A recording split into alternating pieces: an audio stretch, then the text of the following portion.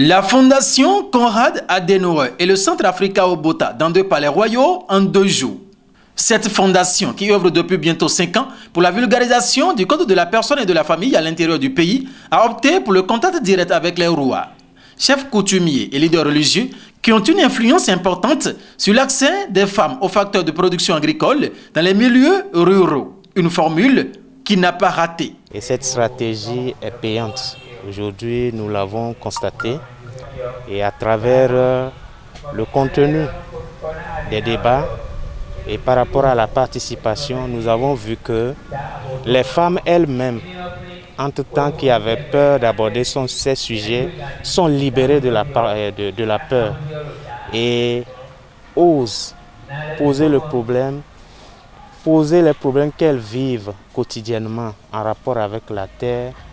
Et ensemble, je crois, des approches de solutions ont été avancées ici et nous sommes satisfaits. Aujourd'hui, on peut se réjouir. Il n'y a plus d'obstruction, la parole est libérée, chacun parle de ça.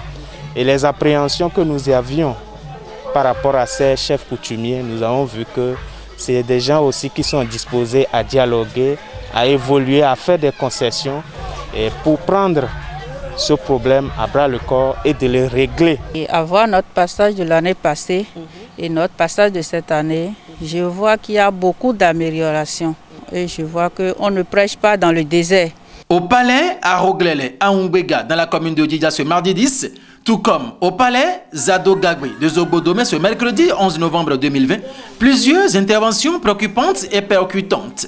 Cette projection portant sur le partage des terres a permis aux dignitaires, chefs coutumiers et veuves, tous participants à la séance, de contribuer à l'animation du débat.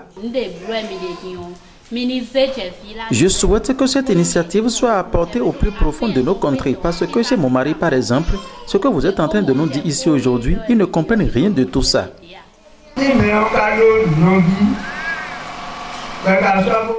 Mais comme vous êtes en train de nous dire maintenant, si on partage les biens du défunt à sa femme et à tous ses enfants, ses frères n'auront droit à rien, c'est ça que vous êtes en train de dire?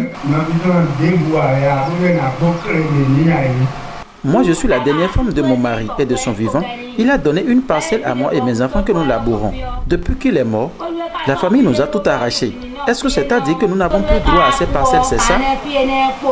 Une occasion d'échange offerte aux veuves qui croupissent sur le djung du Levira de faire des révélations choquantes au palais royal à Roglele de Djidja et qui font courser le roi sur son trône. Si ces femmes sont venues me voir, de pareilles choses ne se passeraient pas. Et je pense que c'est la dernière fois que ça va se passer.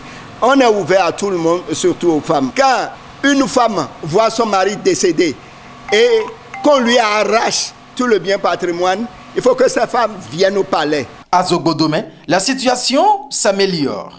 Nous avons finalement compris que l'objectif que poursuit la Fondation Konrad Adenauer est logique et les préoccupations du genre ne massifient plus aujourd'hui comme il y a de cela 1 an. Dans leur déclaration, les têtes couronnées à Djidja comme à Zobodomé vont dans le même sens que la CAS et le CAO. La femme a le même droit que l'homme. Et quand on distribue des terres aux femmes, c'est bien entretenu que chez les hommes.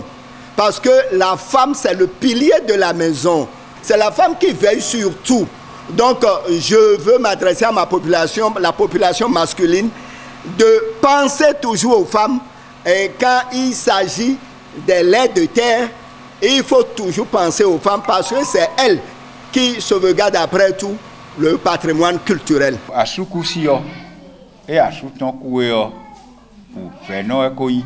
Une femme dont le mari est décédé a des atouts de soucis. Mais dans certaines de nos régions, on maltraite les veuves au lieu de penser à comment les soulager. Tel que la femme avait manifesté le désir d'épouser son mari défunt, et de la même manière, on doit la laisser manifester ce désir pour quelqu'un d'autre. Quitte à elle de choisir qui elle veut. Rien ne doit lui être imposé.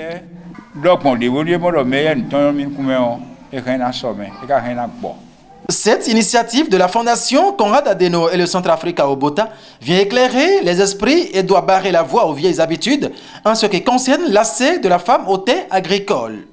Les chefs coutumiers et leaders religieux sont donc invités à porter le message au plus profond des contrées pour un accès équitable et sécurisé des femmes aux terres agricoles.